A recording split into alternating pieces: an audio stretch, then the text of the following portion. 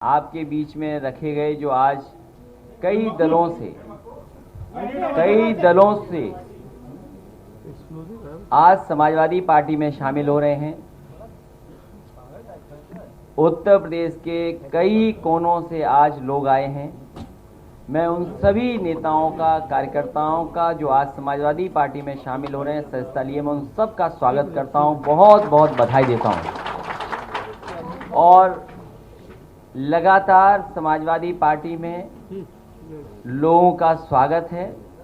Samajwadi party की कोशिश रहेगी कि ज़्यादा से ज़्यादा लोगों को जोड़ा जाए, बिना भेदभाव के सभी लोगों को पार्टी में शामिल कर करके आने वाले समय में जो 2022 में चुनाव होने जा रहा है, उसमें जिस तरीके से भारतीय जनता पार्टी ने हर वर्ग के लोगों को दुखी किया है, आज खेती बर्बाद हो गई, किसान के सामने संकट पैदा कर दिया।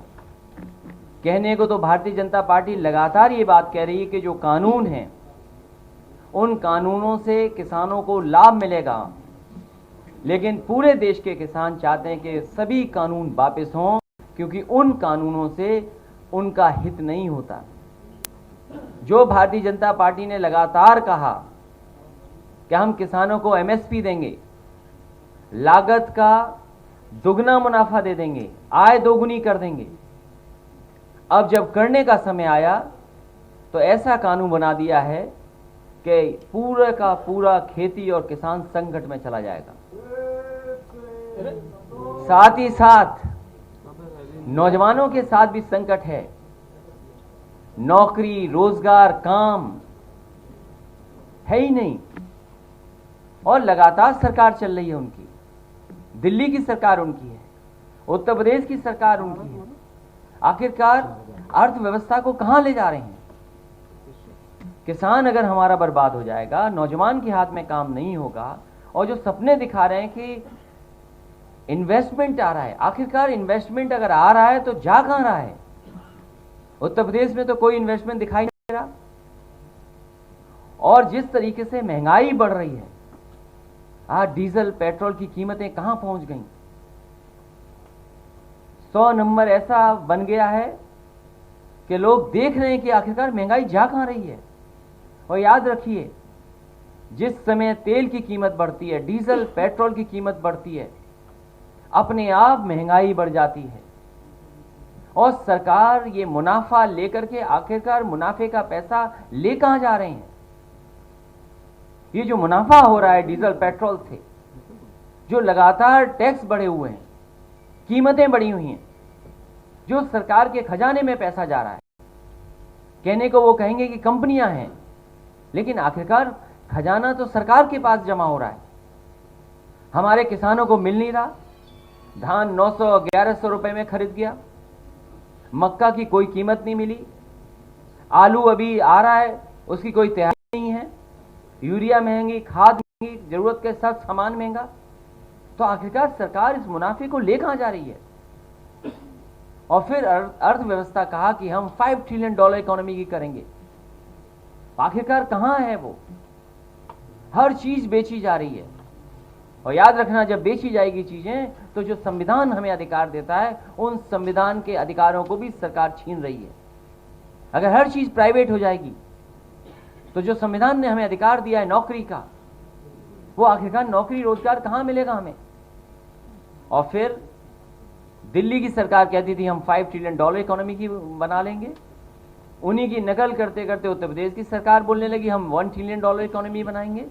अब बजट पेश होने जा रहा है, उत्तर प्रदेश की जनता देखेगी कि आखिरकार ये जो सपना दिखाया था उत्तर प्रदेश को $1 ट्रिलियन इकोनॉमी का, उस सपने को बजट के माध्यम से कितना पूरा कर रहे हैं।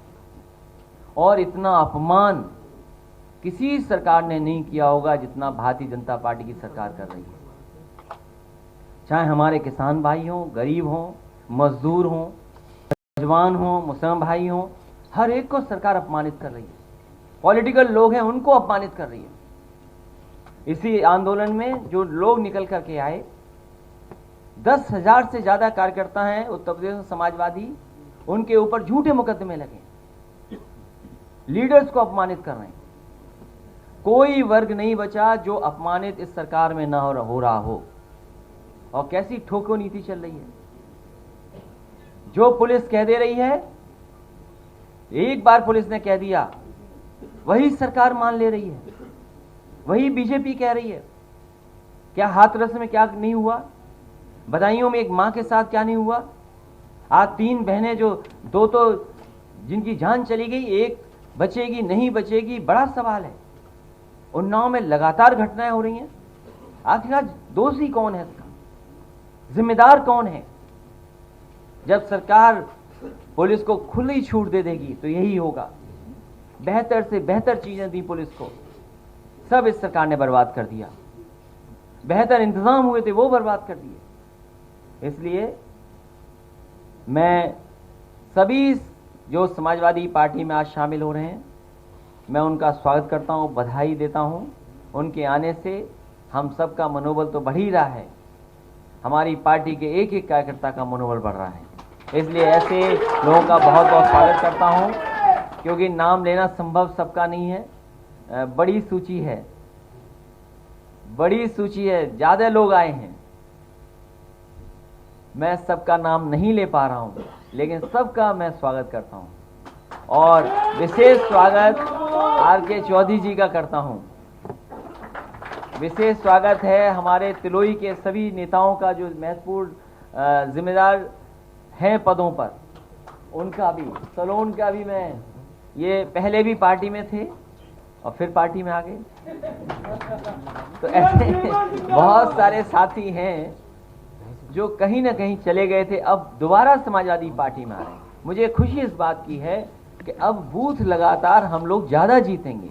जब ज्यादा कार्यकर्ता होंगे, ज्यादा नेता पार्टी में होंगे, चाहे बड़ी जगह पहुंचे न पहुंचे, लेकिन बूथ पे लड़ने वाले हमें कार्यकर्ता नेता मिल रहे हैं, ये सबसे खुशी की बात है। बहुत बहुत बधाई सभी लोगों को।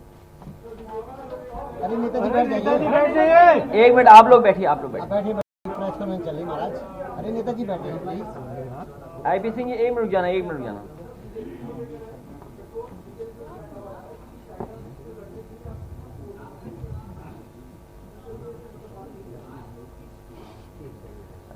भारतीय जनता पार्टी के तर्क में अगर आप फंसेंगे तो आपका सत्यानाश हो जाएगा।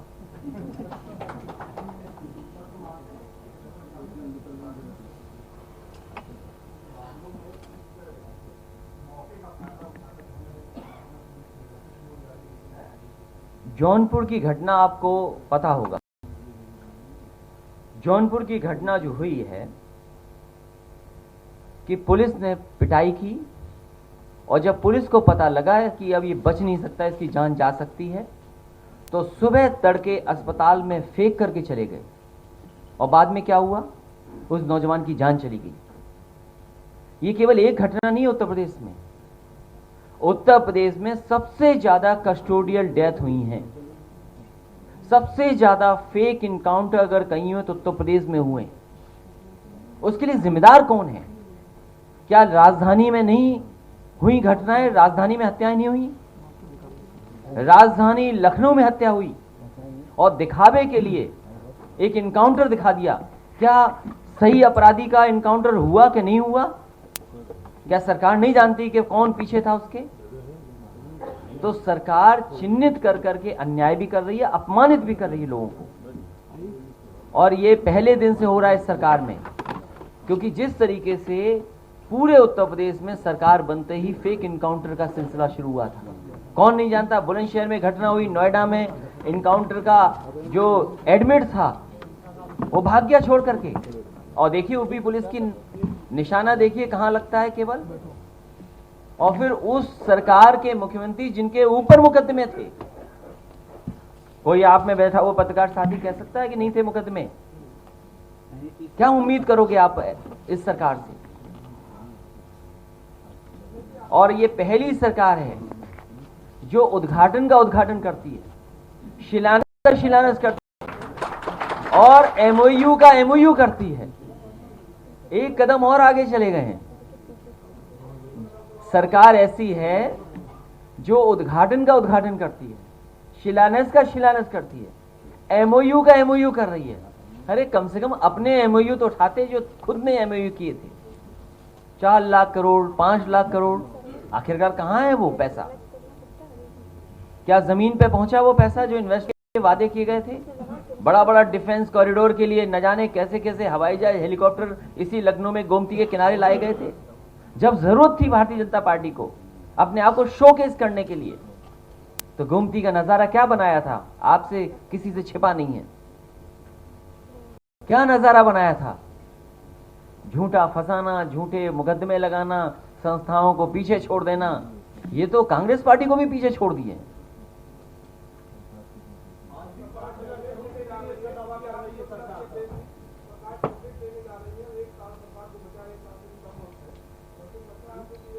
ये सरकार ऐसी है जो उद्घाटन का उद्घाटन, शिलान्यास का शिलान्यास, एमओयू का एमओयू, और फिर जब समय खत्म हो रहा हो, चुनाव के लिए 200 दिन बचे हों, उस समय कौन सा 5,000 करोड़ रुपया आएगा इन्वेस्टमेंट के लिए? आज जब हम और आप बैठे हैं तो अगर हम तारीख सही निकालें तो जनवरी के महीने में चुनाव घोषित हो जाएंगे। बरसात का महीना निकाल दो, चुनाव के 2-3 महीने निकाल दो, तो कितने दिन बचे? 2 महीने पंचायत में चले जाएंगे। तो क्या बचा है समय? तो ऐसे समय जो सरकार जा रही हो वो कितना इन्वेस्टमेंट ले पाएगी?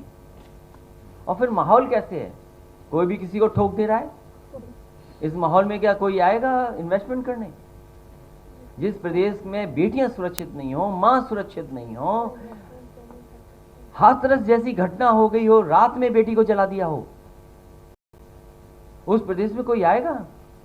और फिर ये जो एमओयू हो रहे हैं ये केवल दिखावा है।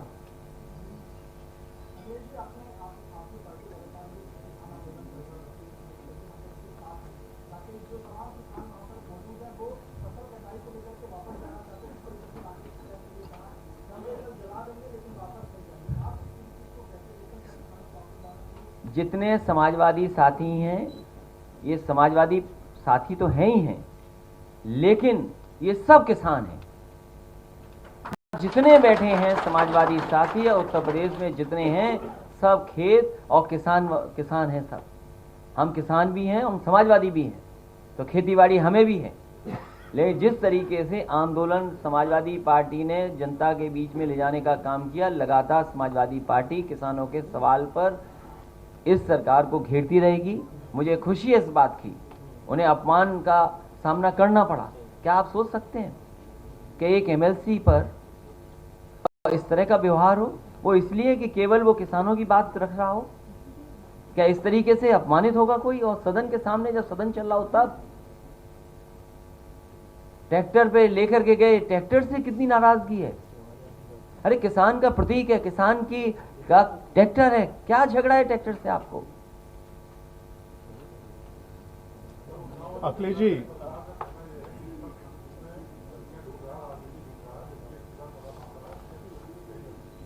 चार साल पूरे हो गए और 4 साल में लगातार विपक्ष इसी तरह ढूंढ रहा है। आपके जो आंकड़े हैं हत्या के, लूट के, बेटियों के, माओं के साथ जो घटनाएं हो रही हैं, उत्तर प्रदेश सबसे आगे दिखाई दे रहा है। क्या ये विपक्ष के आंकड़े हैं? आज जो घटनाएं हो रही हैं, लखनऊ जैसे जगह में हत्या हो जाए, चोरी डकैती हो जाए, या जौनपुर की मैंने घटना बताई आपको, कस्टोडियल डेथ, और केवल ये पहली जौनपुर की घटना नहीं है। मुझे याद है एक नौजवान इसलिए पीट पट करके मार दिया उसके पिताजी को क्योंकि उस नौजवान ने टिकटॉक बना लिया था। उसे पकड़ लिया, उसके पिताजी से पैसा मांगा पुलिस ने, समाजवादी पार्टी खड़ी हो गई, पुलिस को जेल जाना पड़ा। आप पता करिए, कोई एक दिन का है ये आचरण पुलिस का। अखिलेश जी, भारतीय और आपके अपने सहयोगी साथी जेल में है। आप भी अगर थोड़ा सच दिखा दोगे ज्यादा तो हो सकता है कि आपको भी जेल का रास्ता दिखा दे। अखिलेश जी, भारतीय किसान यूनियन के नेताओं ने पश्चिमी उत्तर प्रदेश में भारतीय किसान यूनियन के नेताओं ने बीजेपी के नेताओं की एंट्री पर बैन लगा दिया है।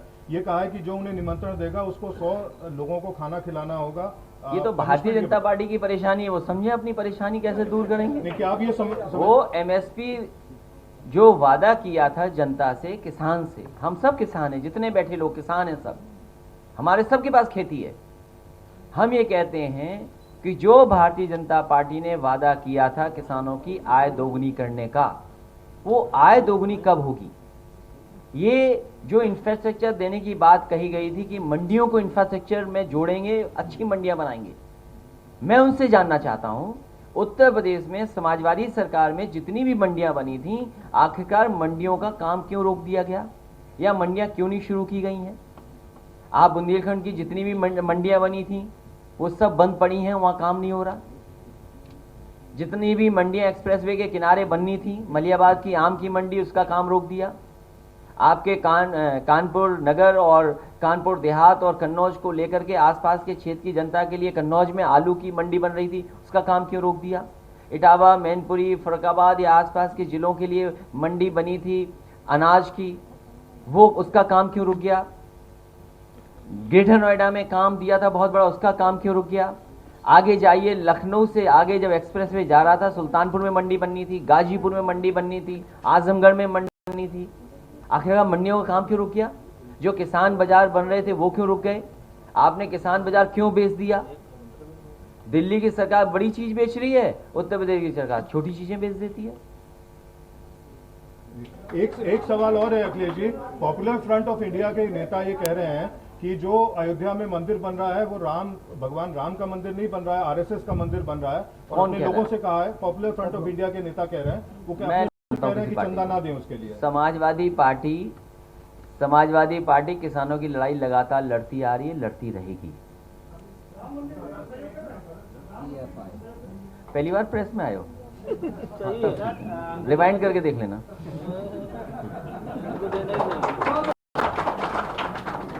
माननीय अध्यक्ष जी, गोरखपुर के सांसद ने मुख्यमंत्री की मौजूदगी में एक बयान दिया है। अरे इनका सवाल हो जाने तो, तुम तो आखिरी में बैठे हो।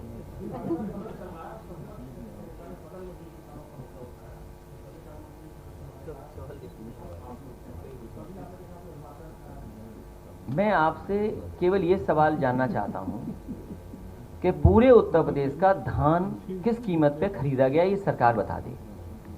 जब पूरे देश के किसान इन तीनों कानूनों के खिलाफ खड़े हैं और ये सरकार कह रही है किसानों के लिए कानून है, और जब किसान नहीं चाहते इस कानून को, तो भारतीय जनता पार्टी जबरदस्ती क्यों कर रही है?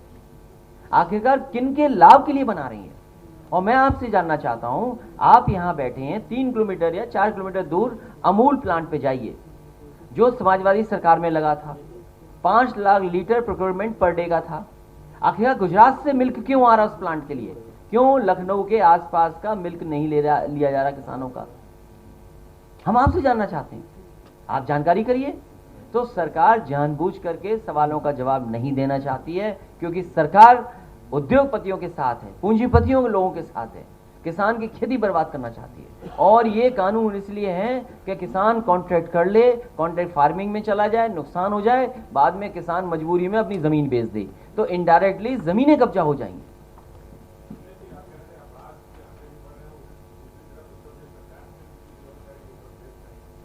कब बनेगी फिल्म सिटी? ये आखिरी वक्त पे यही सरकार करती है और कुछ अधिकारी यही काम करवाते हैं।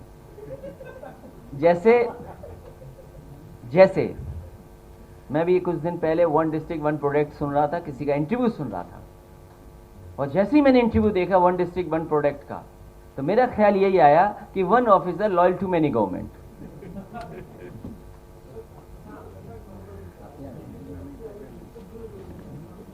ये किसान का गन्ने का सवाल बहुत बड़ा है।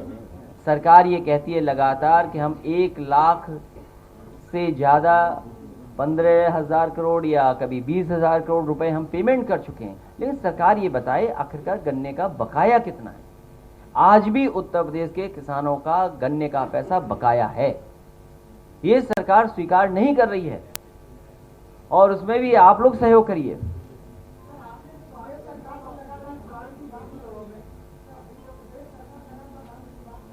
क्या कर रही है?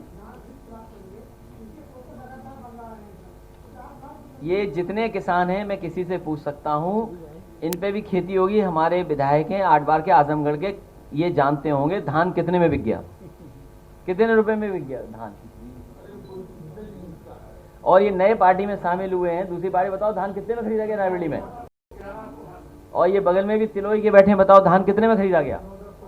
और बगल में बैठे हैं बहुजन समाज काशीराम जी के नाम से बहुजन समाज पार्टी चलाते वक्त धान कितने में खरीद गया, और ये आप भी जानते हो। और ये बितने बैठे ये किसान जो हैं, बताओ कितने में खरीद गया धान मऊ में। तो बताओ ये सब गलत बोल रहे हैं, केवल भारतीय जनता पार्टी सही बोल रही है।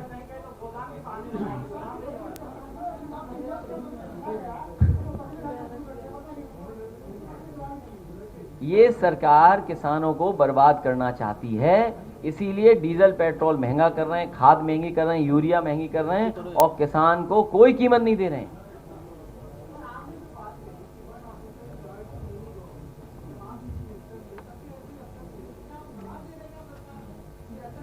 मैं कोई सलाह नहीं दे सकता हूं, अब सरकार बनाऊंगा।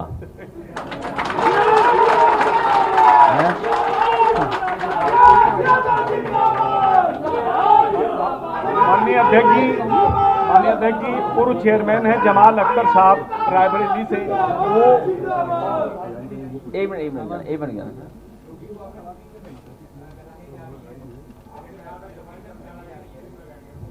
देखिए, वैक्सीन पे बात मत, बहुत सारे और नए आर्टिकल्स आ गए, उस बीमारी पे मत फंसिए, न उलझिए। सरकार ने धोखा दिया है जनता को, धोखा देती रहेगी जनता। माननीय अध्यक्ष जी, एक सवाल है मेरा। पंजाब में भारतीय जनता पार्टी का पंचायती चुनाव में सूखा साफ हो गया, अब उत्तर प्रदेश में भी पंचायत के चुनाव में, अब किस नजर से पंचायत के चुनाव को देख रहे हैं और क्या तैयारी है इसके लिए? पंचायत के चुनाव में ही परिणाम अच्छा आएगा, और 2022 में उससे कई गुना शानदार परिणाम आने जा रहा है। नमस्कार, मैं हूं मानक गुप्ता। अगर आपको हमारा ये वीडियो पसंद आया हो तो इसे लाइक और शेयर जरूर करें, और हां, हमें सब्सक्राइब और फॉलो करना ना भूलें, ताकि आप देश और दुनिया की कोई खबर मिस ना करें। तो जुड़े रहिए हमारे साथ और देखते रहिए न्यूज़ 24।